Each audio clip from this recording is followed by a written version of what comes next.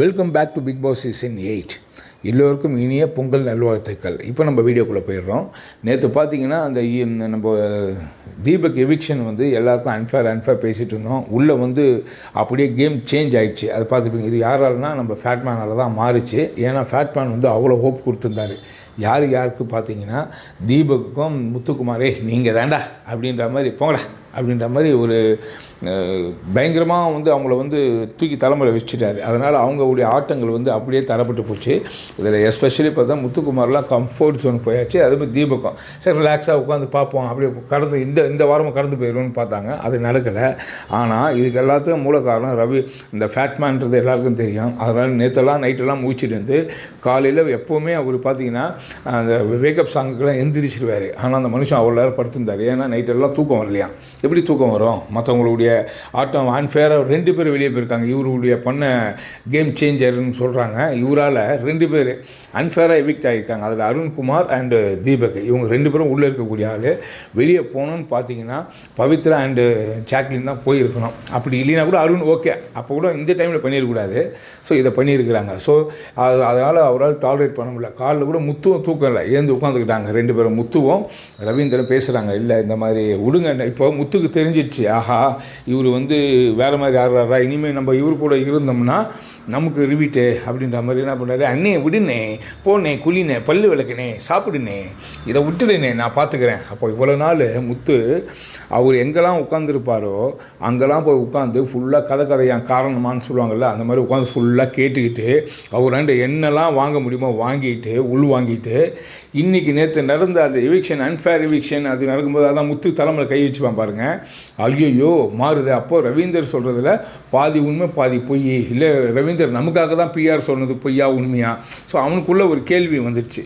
அதனால் என்ன பண்ணிட்டான், இப்போ அவராண்ட பேச்சை அவாய்ட் பண்ணுறான். அவர் வரும்போதெல்லாம் கூட கூப்பிட்டு பேசினா கூட இல்லை நீங்கள் பாருங்கள் நான் பார்த்துக்கிறேன். இதை தெளிவாக அப்பயே ஏறினேன். ஏன்னா முத்துக்குமாரை பற்றி நம்ம ஆல்ரெடி சொல்லியிருக்கோம். அவன் அலையன்ஸ் இல்லாமல் விளையாட மாட்டான். யாராண்டாவது அந்த நுணுக்கங்கள்லாம் கேட்டு தெரிஞ்சுக்கிட்டு அதுக்கேற்ற மாதிரி கேம் விளையாடுவான். இப்போ என்ன பண்ணுறான், வர்ஷினியோட பேசிகிட்டு இருக்கிறான். வர்ஷினி கேட்குது, நீ இப்போ தான் முத்துக்குமார் மக்கள் கடந்த ஒரு 2-3 வாரமாக தான் சொல்லுவேன் மக்கள் கையில் இருக்குதுன்னு. இதுக்கு முன்னாடி நீ சொல்லலையேனும் போது அப்படியே முடிக்கிறான். அப்புறம் என்ன சொல்கிறான், இல்லை நான் சொல்லியிருக்கிறேன். எனக்கு என்னென்னா 3 பேர் ரொம்ப முக்கியம். யாருன்னா பிக் பாஸ் தான், அடுத்தது விஜய் சேதுபதி, அடுத்தது மக்கள். அப்படி இந்த 3 பேரை நம்பி தான் நான் விளையாடுறேன்னா அப்போ பிக் பாஸ் சொல்கிறார். ஏன்னா பிக் பாஸ் கேம்ஸ்லாம் கொடுப்பாரு, அதை நம்ம ஒழுங்காக ஆனஸ்ட்டாக விளையாடணும். அடுத்தது பார்த்தீங்கன்னா விஜய் சேதுபதி சார் நம்ம தப்பு பண்ண கேட்பார். அடுத்தது மக்கள் கையில் இவன் ஆட்டத்தில் இருக்கணுமா வெளியே போகணுமா அப்படின்ற மாதிரி பேசுகிறான். ஐயா முத்துக்குமார், பிக் பாஸ் கொடுக்குற கேம் எல்லாமே நீங்கள் ஒரு பாஸாக இருந்து வேலை பார்த்தீங்க, அதெல்லாம் மறந்துட்டீங்க போல இருக்குது. அவர் ஒரு கேம் சொன்னார்னா அதில் இண்டிவிஜுவல் எல்லாருமே சொல்கிறாங்க. ஏன் விஜய் சேதுபதி சார் ஒவ்வொரு வாரமும் அட்ரஸ் பண்ணுறாரு. ஆனால் அதெல்லாம் நீ ஃபாலோ பண்ண மாட்டேன். ஆனால் இப்போ பிக் பாஸ் சொன்னால் கேட்டுக்கணும். அப்படி என்னையா நியாயமாக கொஞ்சம் பேசு முத்துக்குமார். ஏன்னா உனக்கு பயம் வந்துடுச்சு, சௌந்தர்யா மேலே வந்துட போகிறாங்கன்ற பயம். அந்த பயத்தை தான் உன்னுடைய முகத்திலேயே காமிக்குது.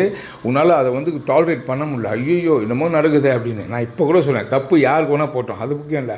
ஆனால் ஜென்யூனிட்டின்னு ஒன்று இருக்குது. ஜென்யூனாக விளையாடணும். இப்போ மக்கள் பார்த்துப்பாங்க. மக்கள் என்னையா லாஸ்ட் மூமெண்ட் ஏதோ எலெக்ஷனுக்கு நாமினேஷன்லாம் தாக்கல் பண்ணிவிட்டு நாளைக்கு எலெக்ஷன்னா அதுக்கப்புறம் மீட்டிங்கில் பேசுவாங்க எல்லாருமே. ஃபைனலாக டிவியில் ஆடு கொடுப்பாங்க, எல்லாம் உங்கள் கையில் தான் இருக்குது. தோத்துட்டா மக்கள் தீர்ப்பே மகேசன் தீர்ப்புன்றது, ஜெயிச்சாலும் மக்கள் தீர்ப்பே மகேசன் தீர்ப்புன்றது. என்னையா இது ஒரு ஆட்டம்? ஒரு நேர்மையாக விளையாடுங்க. இன்றைக்கி நேற்றுலேருந்தே உனக்கு பயம் வந்துருச்சுன்றது தான் உண்மை. இதை நீ மறைச்சாலும் சரி மறைக்கலாலும் சரி, உன்னுடைய யார் சொல்கிறது, உங்களுடைய பிஆர் வேறு யார், அதை பற்றி எங்களுக்கு கவலை கிடையாது. ஏன்னா உண்மையை சொல்கிறோம். இப்போ அவள் வர்ஷினி பேசுமான்னு தெரியல. வர்ஷினி அவ்வளோ கேள்வி கேட்குது.